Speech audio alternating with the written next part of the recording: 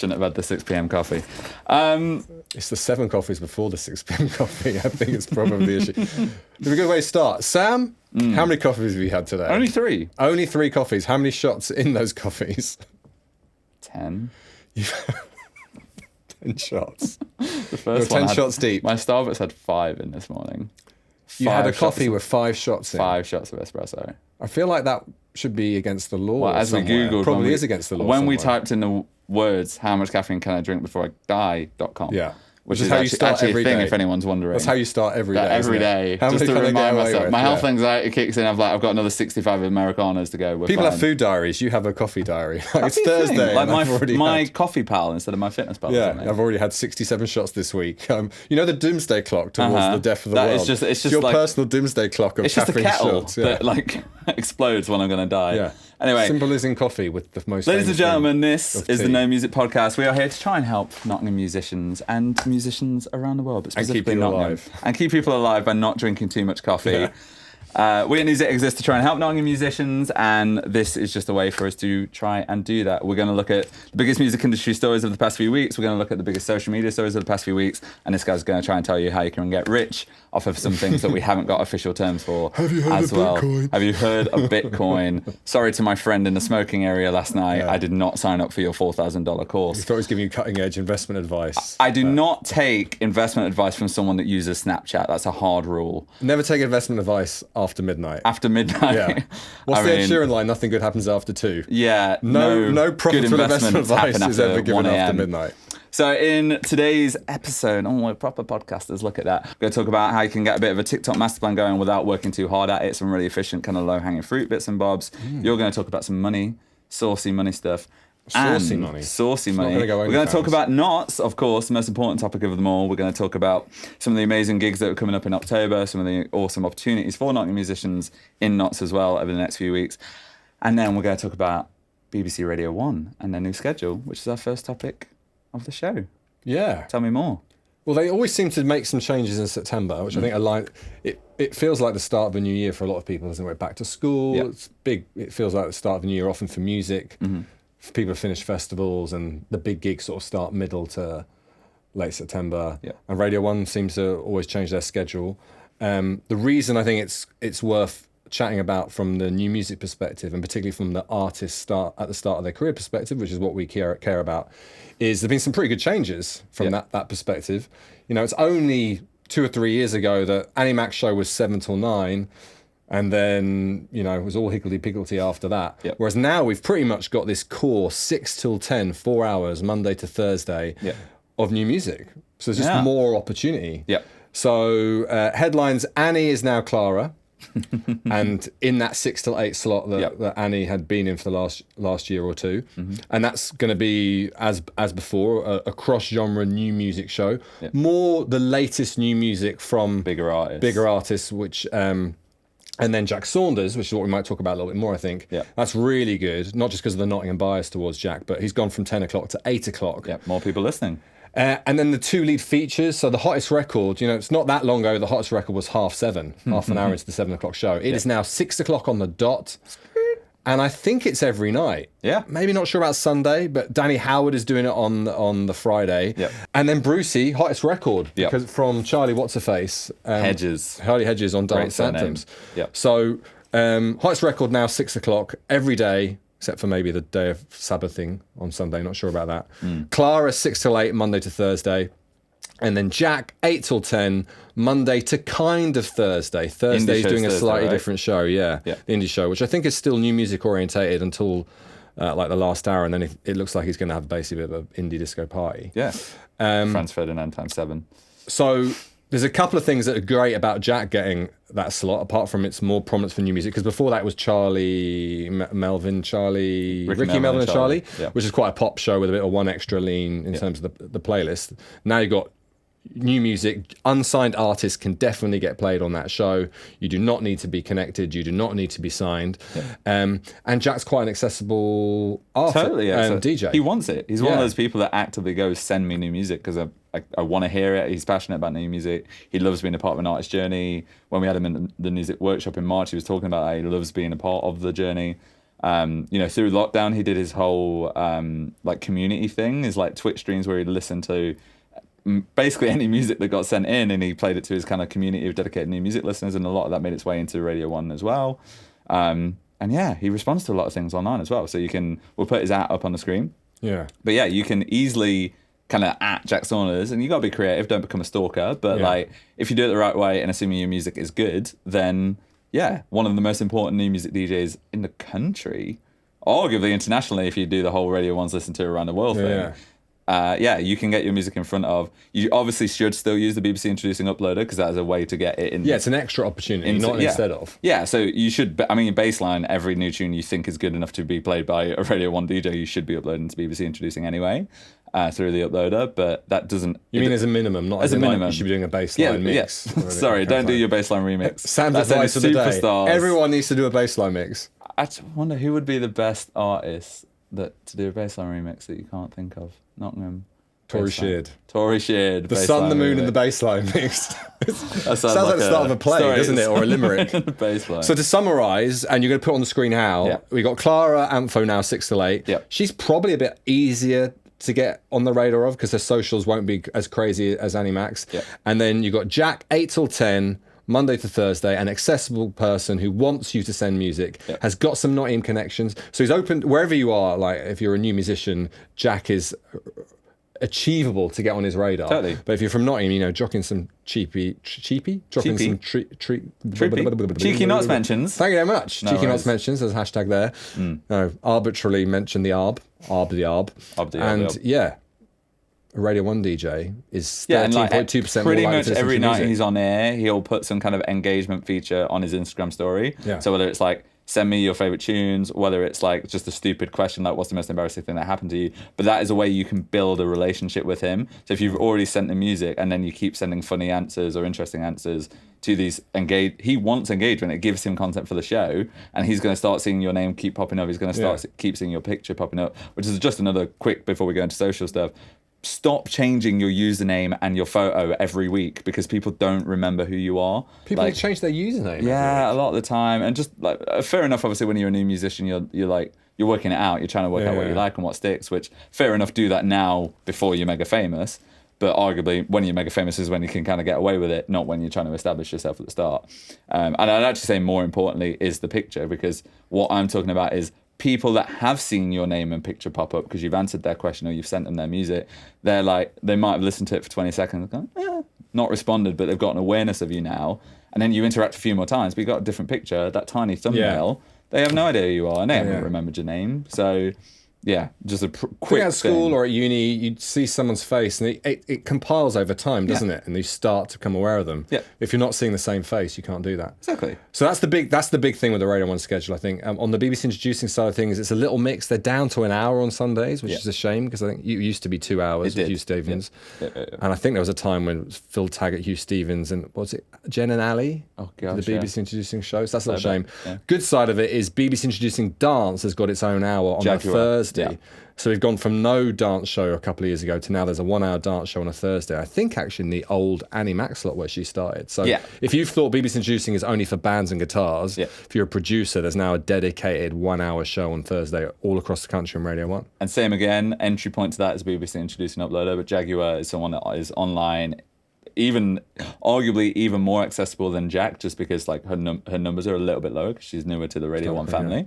So yeah, and she's also always responding to people, always asking for music to be sent. So you've seen her responding on social. Yeah, and she's clearly passionate about electronic music, and that's the thing, is like, if your niche is somewhere in the electronic world, but like, especially if you make something quirky, sometimes if you're making something a bit more interesting and a little less conventional stroke commercial, you might be like, oh, they won't care because it's a little less interesting stroke commercial. Yeah. Whereas it feels like Jaguar was a good example. She wants weird shit as much as she wants like, Joel Corey bangers. So like, yeah, I mean, actually, we'll put all the ats of all the people we spoke about on the screen. Go and stalk them politely, friendly, and send them your music. Use the BBC Introducing Uploader. It's really, really easy. And fine line between hustling and stalking. Hawking. Right, what's next? Is that enough on the Radio 1 schedule? I think so. Do we want to talk about this credit due thing, the return of ABBA? ABBA? No, ABBA. Just very want to quickly. talk about ABBA? No, we don't want to talk about ABBA. What we want to talk about... orientated. Hang on, calm it, chameleon. Supporting, Vintage. That's a different cheesy act. ABBA, one of the guys George. from ABBA is leading a campaign One of the guys from ABBA. One of the guys from ABBA. Iconic pop star of the 20th Oh, they're just so century. annoying, but they're doing something good, so let's roll with it. So annoying. If anyone else... You claim to be a pop lover, but you don't like They're ABBA. the most annoying pop band in the world. You're annoying. Yeah, and that's so they challenged my annoyingness, and that's Right. why. Anyway, Mamma Mia, indeed. They Can't believe you don't like ABBA. Bjorn, one of the guys from Are you ABBA. sure it's Bjorn, or you've just thought the first Swedish name that pops into your head? Bjorn feels. If he's not really Swedish. called Bjorn, He is we're gonna Bjorn. laugh I'll bet at you that. three. I'll bet you your flat flat white white bet. that you owe me. Yeah? Okay. Flat white bet. Bjorn from ABBA is leading a campaign called Credit Due, which does what it says on the tin. I'm going to be boring for 20 seconds, but bear with because it's valuable. So Bjorn is leading this campaign called Credit Due. It's literally a campaign to try and get all of the money that is deserved by songwriters, performers, stop it, paid out to the performers and the songwriter. Basically, there's a 5 shit seconds ton of to money that you interesting. might be owed, and this guy I'm owed wants money. to help you get it. Oh, 20 seconds. Boring bit beautifully done. done. Right. Into the active bit. What Bjorn and his whole crew are talking about is so many musicians don't use metadata on their songs. Metadata is literally data that is embedded deep within the file. It's super... It's injected into the file. It's injected into the file so that when someone renames your MP3 or your WAV, your data is still there, your artist name is still there, your song name is still there, the songwriters are still there. Yeah, yada, all yada, the key yada. info. Now, we're in this new world where streaming, like when you upload a song to your distributor, you have to manually input it anyway. But what we're talking about is those circumstances where someone's passed on your Dropbox link. We don't know, this might even happen on the BBC Introducing Uploader. We get it when people send us tunes for the new music podcast. The amount of people that email us, and yes, the email subject might have the song name, but then they send us mp3.mp3. And So I'm like, metadata, bruv, come on. When your file has gone on a butterfly effect journey through 7 different people, Correct. to someone who finally wants to do something with Yeah. it, and is maybe someone that you would like to do something Correct. with it, metadata ensures they know all your key information. Correct. And here's the even worse I've got this thing amazing tune, but I don't know who it's by. So many people, I know so many artists that when they need an MP3, like YouTube ripped their own audio files because they weren't smart enough to save them in like a Dropbox or a drive or stuff. I know so many artists, we get it, quite a few of the artists that send us tunes, send us YouTube MP3 converted files of their own song off YouTube. But what that means is a lot of those dodgy apps, they put weird data in it. Yeah. So I opened like a file a few months ago that we were sent, and it was meant to be the artist and song title, and it ended up being all in Korean. And it was just because this app had run it. I'm assuming it was a Korean developed app. It might be accurate information. in Maybe. Korean. It was a very non-Korean name. Okay. But it basically, so many things can ruin metadata. It's quite easy to fix. We're going to put the name of the software on the screen. But basically, there's a bunch of free software, whether you're on Windows, whether you're on Mac, where you can embed that metadata deep into your files. And then as long as you send those same files every time you submit your music anywhere, it's just going to increase the chances of your song actually being your song. And then if a DJ plays it, they're more likely to know who it is. You're more likely to get paid for that DJ playing it. Both radio DJs, both club DJs when they're reporting their PRS statements, all that So kind it's of not thing. just credit. Yeah, it could be dollar. It could be dollar. Yeah. And so the ABBA guy's point is that there's this money that wants to go to places, but they don't know who it's meant to go Is to. it 3 million, I think he said. I thought you said it was a few hundred. No. million. Oh, a few hundred million. Yeah. Oh, we'll have to fact check this and pull it up. I don't know on if the screen. one of our team can double check that, but I can't imagine Mr. ABBA gets out of bed for less than like 10 million. I'm sure you said it was hundreds of millions. 500 million. You're only 497 million out, Sam. 3 million is what's deserved to us because of all the bangers that we put out. Who's us? Me and you. Oh, Sam yeah. and Mark, the pop duo. The pop duo. Yeah. Don't go on Spotify, kids. I actually hacked the metadata on that to make sure I'm not associated with it in any way whatsoever. Okay, so there's $500 million of unclaimed money sitting in different pots with royalty funds and label funds and TV sync deal funds and that kind of stuff because people didn't know who was due the money. And there's a very simple way of sorting that out, which is put the metadata on your song. Yeah. And if you're still like, hopefully, if nothing else, we've got across to you that this is worth doing, and you need to go on Google and put in metadata, and then that'll tell you how to sort that out. And we'll link specific software for both Mac and Windows. Million. That's crazy. Yeah, and also like it's this is a completely different topic, but again, it's tiny little segue. We've seen so many things through our friends at like PRS Foundation, well, actually in PRS for Music, that talk about all of how much money there is from people playing DJ sets where they play people's songs, both in person, like live gig DJ sets, and then radio DJ sets. Yeah. And you could get that bank as long as people actually know who you are. Yeah. But if they, especially, this is a big thing in electronic music culture as well. People stereotyping, but this is true, like have really bad file naming systems, and they'll go banger.mp3, and it's like, hang on a minute, that's not going to get back to where it needs to be. Yeah. I don't know if you can say, I don't know who this song is on a PRS form, but I'm assuming you must have to. Yeah. There must be the chance. We say white label and things like that. Yeah. Those are almost accepted terms. Yeah. Okay, what's next? I think we're going to talk about TikTok. Okay, no more ABBA. No more ABBA. Shame. I wonder if ABBA are on TikTok. As much as the biggest TikTok expert that I am, I don't know if ABBA are on TikTok. You don't know if ABBA are on TikTok? I can't think of anything TikTok worse. ABBA. Tabba. Yeah. TikTok, we've been kind of playfully... lots of worse things, like a follow-up single from you. Thank you. I think I'd rather listen to my own voice 174 hours in a row than listen to one ABBA song. It's a really tough choice for me. Yeah, I can imagine Odell. Really, really tough. It's just so annoying. So annoying. Sorry, Bjorn.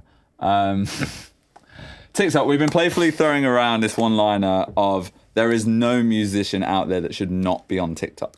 And the reason we're kind of being a bit more assertive with that one-liner is everyone knows it's massive now. Everyone knows it's a big platform. But I think there's a lot of artists that can either go, oh, only big artists really do well on TikTok. I've heard that thrown around. That's completely factually untrue, but that is an opinion. I think there's quite a lot of people that are like, oh, okay, I know that TikTok is great for upcoming musicians, but it's not part of my brand. I'm too cool, or like I'll get laughed at because no metal bands do TikTok, blah, blah, Correct, blah. yeah, definitely. All that kind of thing. And whilst there's always going to be a bit of that with every genre in every world, I think it is at the point now where every genre of music, even down to some weird subgenres, is absolutely taking advantage of TikTok. Are you telling me there's a lot of metal bands on TikTok? There are metal bands on TikTok. Yeah, there's quite a few. One of the bands that I was working with as a freelancer a few months ago who was literally screaming for 30 minutes non-stop. Yeah. Like most of their audience came through TikTok. I mean, actually, metal bands are a really good example because most of metal's fans nowadays, stereotyping heavily here, but I can probably get some data to back this up, because there's such a crossover to screamo and trap hip-hop. It's actually, metal is now primarily mid-teens.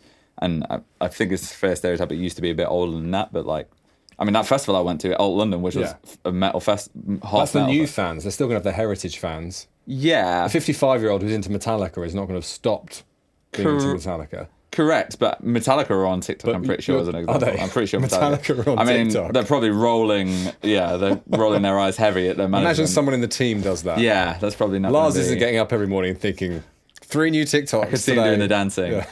But yeah, we've been throwing this statement around of there is no upcoming musician. Okay, I'm going to tweet that slightly. There is no upcoming musician that should not be on TikTok and complain about why they're not successful. That's the thing. There are people that are doing it for a hobby level, and that's fine. If all you want to do is some function gigs, that's fine. I would argue that actually if you want to do function gigs, there's a chance you can build more through it. But I get that. There are some scenarios where it's understandable why you shouldn't be on it. But if the definition we often go with is... You want to make a living. Make a living doing what you love, being a musician, and you're not there yet, TikTok is only going to improve that. Because ultimately, it's either going to get you more fans, more listeners. It's going to help you become more creative because you have to be creative on the platform. And that's only going to help the other parts of your creative career as well. And the reason, or at least one of the main reasons you're going on about TikTok so much at the moment versus Instagram, Facebook, etc., is because TikTok has this thing, not just of being on trend at the moment, it gives you the most reach, and it doesn't charge you anything for that reach. Organic reach, correct. So TikTok, I think the stat's something like it's like 3 times as much organic reach as Instagram. Or so if you're going to put effort into just one platform, you're going to get more return. Correct, and I think the thing is TikTok than any other platform. And I think the thing is effort as well. I think that's the thing. I think most people are lazy when it comes to social media. Hello. Does that include? So beats Instagram, beats Facebook, etc. Yeah. Does that include beats Spotify? Oh, well, then there's this whole moral debate of what is Spotify a social media platform, whatever. But yeah, I mean, Spotify doesn't really push you out to anyone organically.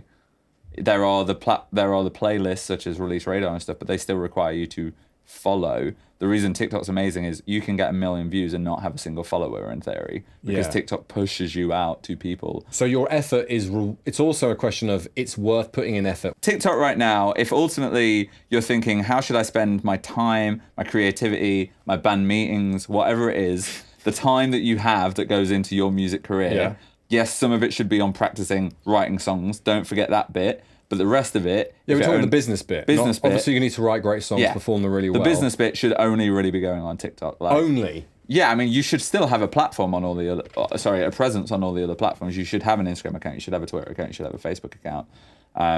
But if you are only going to put effort into one, it should be TikTok. And I'd argue that makes a lot. I would say if you've only got an hour a week, put it all into TikTok. And then you got shares? Huh? You got shares? Not yet. I've been trying.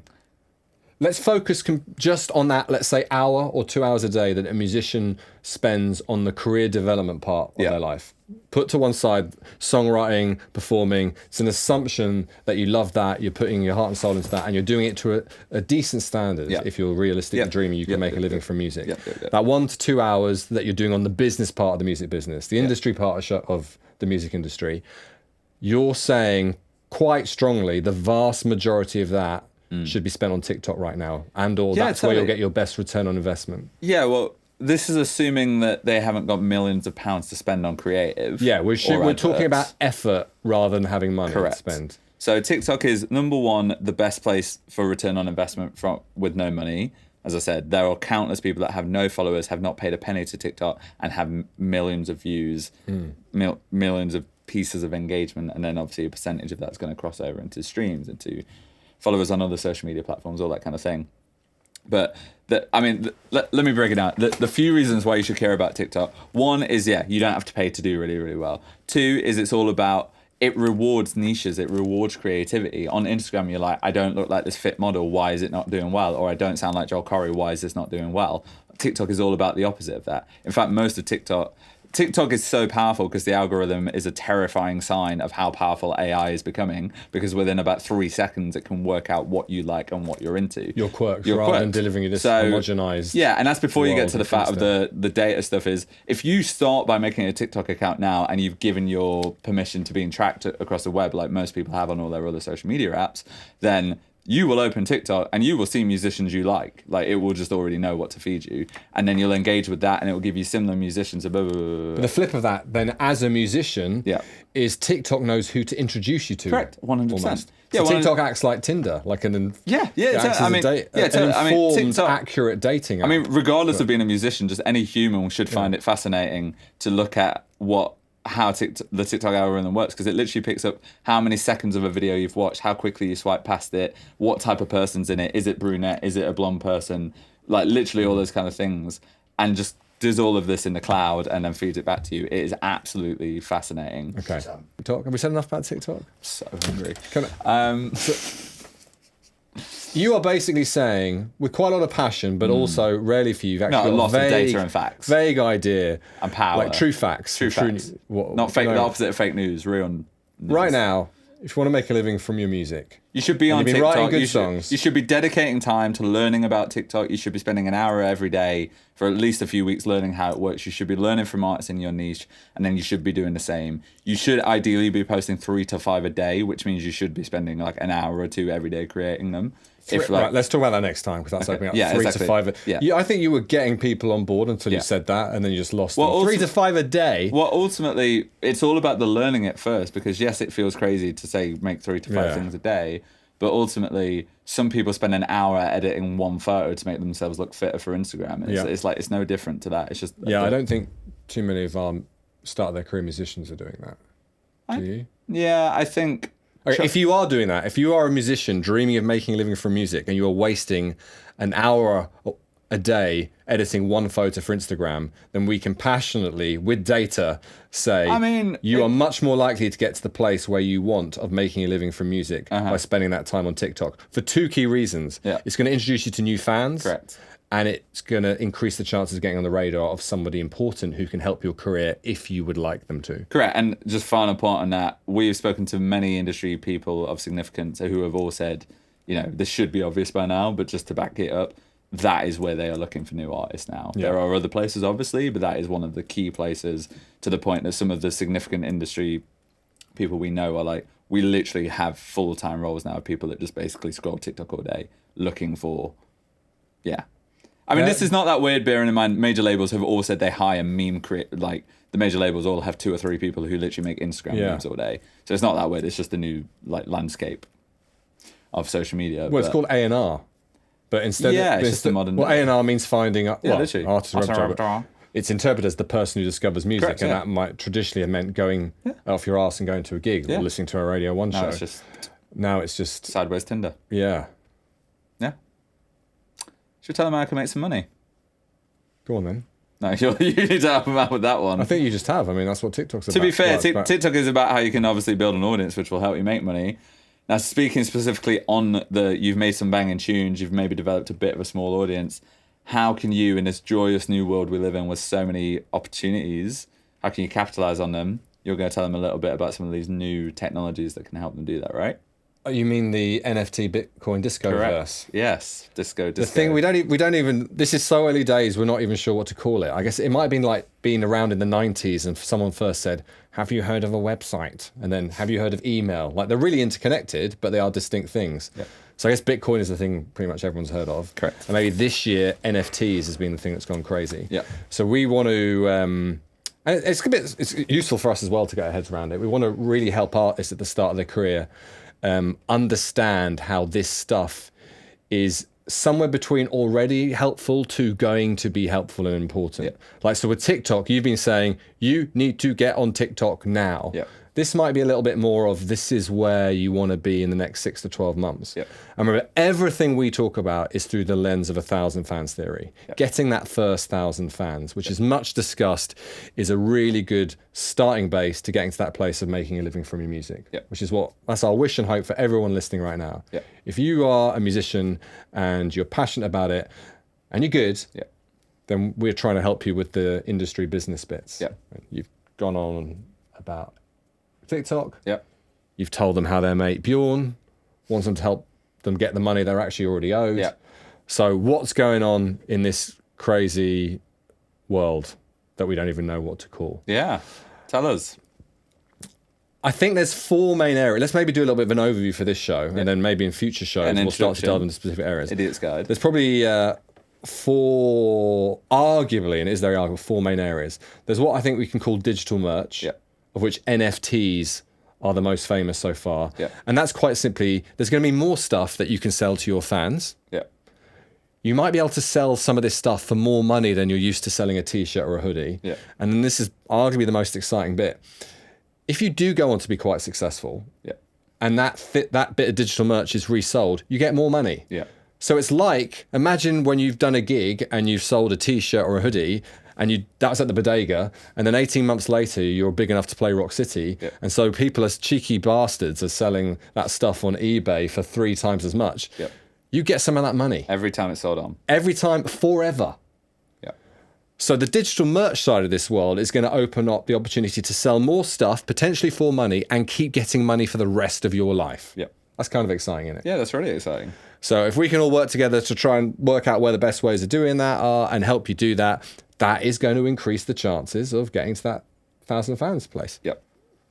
So you get a feel for how the digital merch side of this crazy Bitcoin, NFT, disco, metaverse world is going to create both new opportunities and ones that endure when it comes to getting to a level of making a living from music. Mm-hmm. The second area I would say arguably is shared ownership. Maybe just a quick overview. Digital merch, these 4 things: shared ownership, what I think you could probably call digital fan clubs.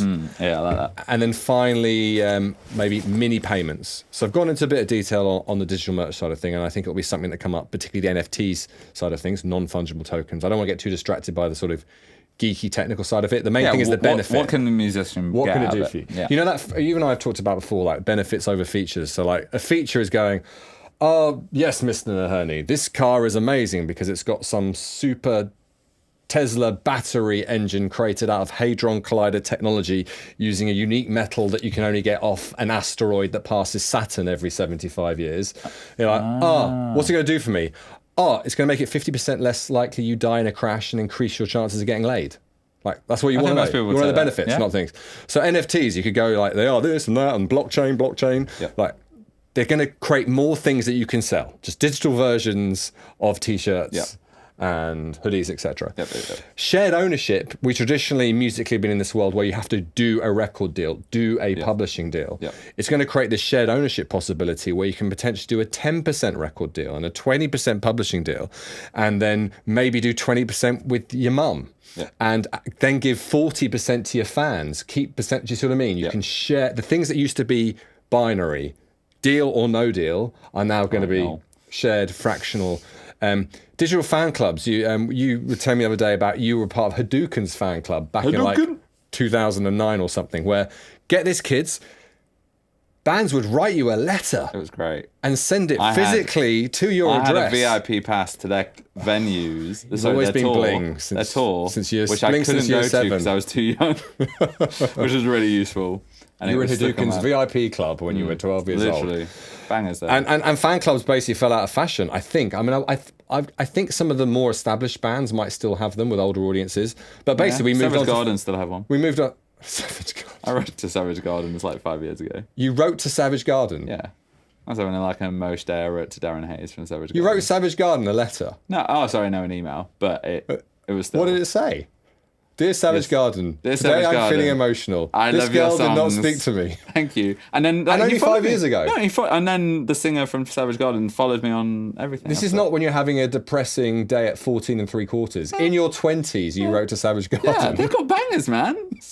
Like, there's no doubt. They got slaps. ABBA, most overrated band of all time. No. Do not compare ABBA and Savage Garden. That is sacrilege. Savage Garden, you're writing love letters when you're 21. 100%. Savage Garden have got about 14 or 15 slaps. ABBA have got 2 at best, and they're incredibly annoying. One of the most successful pop bands of all time, but in your view, get to the back. I'm going for a romantic date with the lead singer of Savage Garden. They're so tired. They've got tunes. I got a response. You got a response from your love letter to Savage Garden. What did he say? It's like, your ASBO is in the post. I told the authorities. Thanks for the support. Like, glad my music had an impact on you. Do you want to join our fan club VIP section? It's an extra £10 a month. Yeah, I did ask him to feed back on my debut single, and he ignored me. So he didn't respond to that one. Savage Garden ignored your debut single. I got left on red by Savage Garden. You got ghosted by Savage Garden, which is quite ironic because most of his songs are like, please don't ghost me. So... Back to NFTs and Bitcoin. It's digital merch, shared ownership. I think I was talking about digital fan clubs and saying, it used to be a thing. You join the fan club, you get sent a letter. Facebook basically ate that lunch. And now you're in a situation where your fan community is on these platforms like Instagram and Facebook that's owned by somebody else. You've put all the work into building that community, and they will now charge you to reach your own fans. So I think we're going to go back to having direct connections. In the way right now, I mean, it's probably the email list is the strongest then. But or Patreon. All this world we're going to, the metaverse world, the disco metaverse world, is going to bring us back to digital fan clubs, I think. And then the final thing is mini payments. Yeah. So, for example, during lockdown, there were lots of live streams. Yep. I think a lot of people would have been quite up for paying 50p or £1 or £2, but small payments are really, really, really difficult. Yep. The Bitcoin Disco Metaverse is going to make, I think micropayments is the phrase the business people tend to use more. I think mini payments is a bit more relatable with musicians. It's going to make it much easier to kind of digitally busk. Yeah, tip. For a better expression. The tipping thing is coming in. And, suddenly that 52 people watching you all giving you 50p to £1, if that happens every night during your hour stream. And that's already started happening in social land. Like TikTok now, on TikTok lives, of which you do have to have 1,000 followers, I think, before you can go live on TikTok. But once you go live on TikTok, your fans can tip you. Now they've got a tipping feature on there. They literally have a tipping feature. Yeah. I think Twitch, after they saw everyone doing live streams. Spotify got a tipping feature as well, haven't they? They have. It just feeds through to like PayPal or something, I think. So we're going that way, and I think digital busking is kind of a half-playful way of thinking about it. So these 4 families, you're like, what's this got to do with Bitcoin? Bitcoin's given birth to this thing called blockchain, which is basically a way of proving stuff. It's a digital record, and it's going to open up all these other possibilities, which I'm saying I think the 4 main pillars roughly right now are going to be digital merch, which NFT is the most famous. Maybe we'll go into a bit more detail about NFTs in a future one. The shared ownership thing, no longer going to need like one exclusive record deal.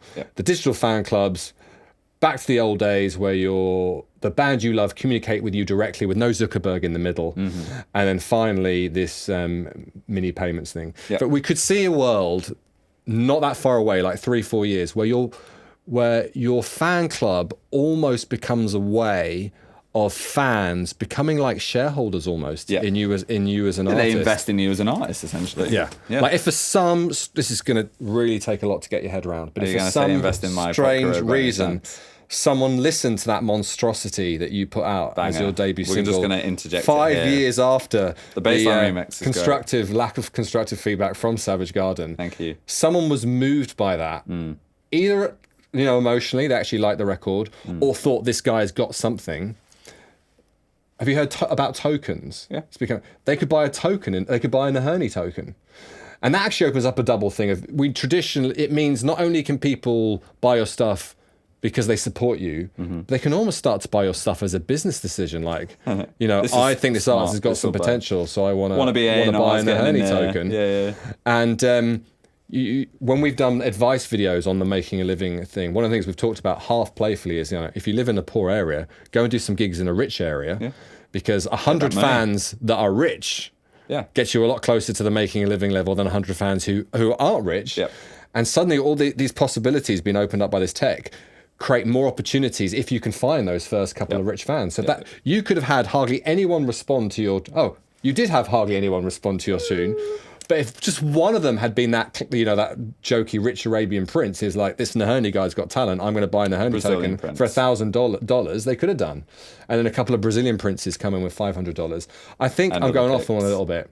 There is some life-changing possibilities lurching in this technology, and they're not that far away. And because we want to help you make a living from music, every time we do the show, we're gonna touch on some of the latest stuff going on, and it might feel a bit geeky at points. So I just want to really, really emphasize where it's coming from. Trying to increase your chances of making a living from music and getting to that point sooner rather than later. Okay, but right now, whilst they wait for the next episode to come out, what should they be doing right now to learn more about this, or any easy steps between now and the next episode of the show? If we said with the Radio 1 story, the number one action was, Google Jack Saunders' socials. If with the ABBA story, the number one action was Google metadata. Yeah. If with if the TikTok thing was get on TikTok, then I'd say from this perspective, it probably is look at the NFTs thing, because there are musicians making some quite significant money from that. And there's some not that well. Yes, there are the EDM DJs that have sold a digital version of album art for $1 million. Not an exaggeration. There are 7-figure amounts been going on. But there are some unsigned artists as well. And then maybe that'd be a good thing for us to do in the future, in the next show or the third show, is look at some NFT successes from not very well-known artists. So that's probably the number one thing to check now. And hang around the smoking areas of various nightclubs to get Bitcoin tips at 2 a.m. Remember, kids, never take investment advice from anyone on Snapchat. And not after midnight. Is it not stuff now? I think we're going to talk about Nottingham, yeah. Not the smoking areas of Nottingham, but that could be another feature, though. You could do a gorgeous on that. There's plenty of great kebabs at 2 a.m. Chips in Nottingham. Best smoking areas. Chips in Nottingham. Oh, I'd love that one. Chips in Nottingham. Oh, I'm just going to be Bonds and Five Guys. Bonds and Five Guys. Yes, we are going to talk about Nottingham's next few weeks. We're going to talk about Nottingham's October. We record this the day before. I go with September, just by the way. Dot to dot. Yeah. Bruciness. Lean back. Lean back. Yep. Stay back. Yeah. I mean, you said your Dot to Dot featured one of the 10 best performances you've ever seen with Becca and Metronome. Is unreal. Just one of the best pop stars in the world. I had a load of spine tingles. Do Nothing was spine tingling twice. Jared was spine tingling. Yeah. It was really, really, it felt like, and obviously a lot of people had a pretty heavy day the day before it Detonate. Yeah. So it really felt like Knots was back. Yeah. Welcome back, NG. Yeah. And so that's going to flow into October. Yeah, there's lots happening. I mean, we've got 2 years to catch up on, basically, haven't we? So it's kind of non-stop busy over the next few months. But yeah, so Wigflex Festival, those boys and girls are back on Saturday, the 9th of October. Got Nottingham. We've got some live performances, I think. Kai Six is coming back to do a live performance. Cool. We've got DJ sets from Lone. We've got DJ sets from Nicky O. We've got Yasmin Lacey, who's normally live doing a DJ set. Wigflex, I assume, will be playing. Who, sorry? Mr. Wigflex himself. Mr. Wigflex is almost definitely It'd be ironic, wouldn't he? Doesn't he play himself? Yeah, he's so knackered doing all the organised. So that is going to be amazing. Big ups to those guys, because they have to reschedule it 7 billion times, and that can't have been fun. But it looks like it's happening, and it's going to be great.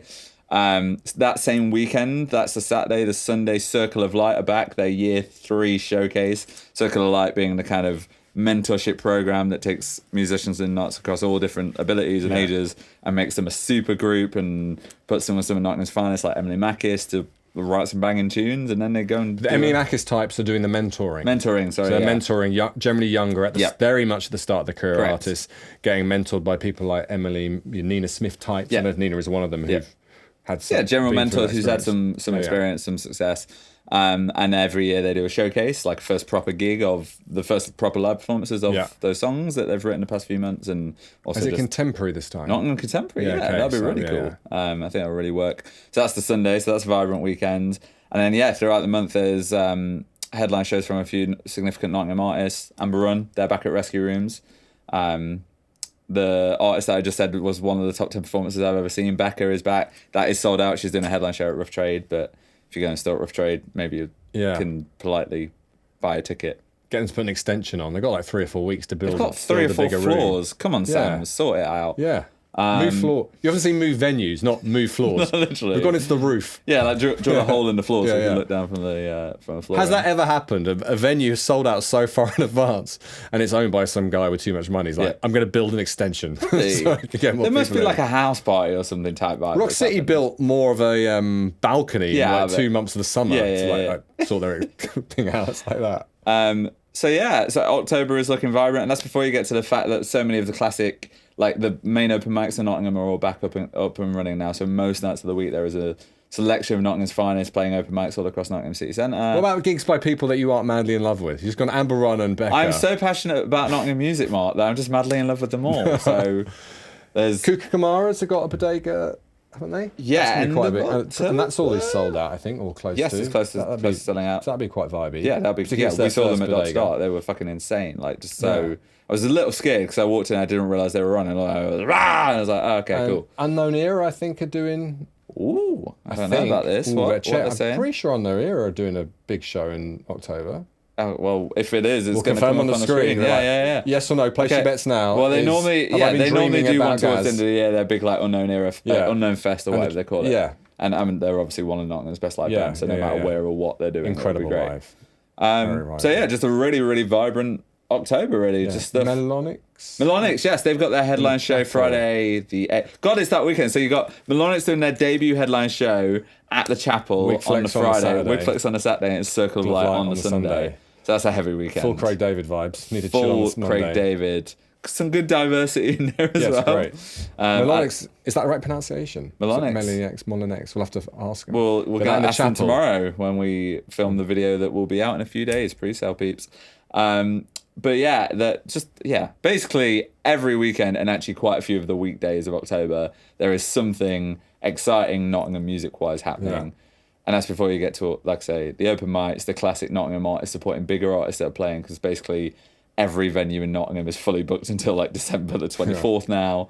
And just lots and lots of stuff happening, and it feels good to be back. It's nice. Nottingham's back to being amazing. Should we do a bit of a wrap up? I mean, that's quite a nice end. That is quite a nice end. Well, we've got that option. We need to do the Q&A. For next time. Pre-sale for next time. So are you going to mention surgeries as well? Yeah. I'm just going to,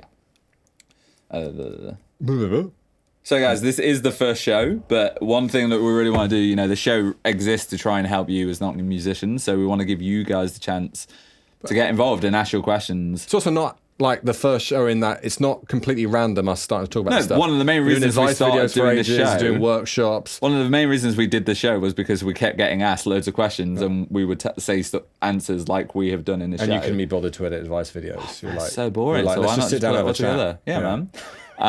So if you're a Nottingham musician that has a question on something, on any of the topics we talked about today, whether it's specifically the topics we talked about today through to a more broader social media TikTok one, through to a more broader NFT meta-disco-verse one, or just actually you saw a news story that has something to do with music and you're like, what can a Nottingham musician learn from this? Please let us know. We'll put details in the description on how you can submit your questions, and it'll also be on our Instagram at Feel the Music as well. We are still doing our one-on-one advice surgery, so if any Nottingham musician wants to have a chat in the same way me and you have had a chat, but specifically about their music career, they can do that. Again, we'll put details in the description on how you can book that. But ultimately, if you've got something specific you want to help on, whether it's social media, whether it's dollar bills, whether it's marketing, we'll try our best to help.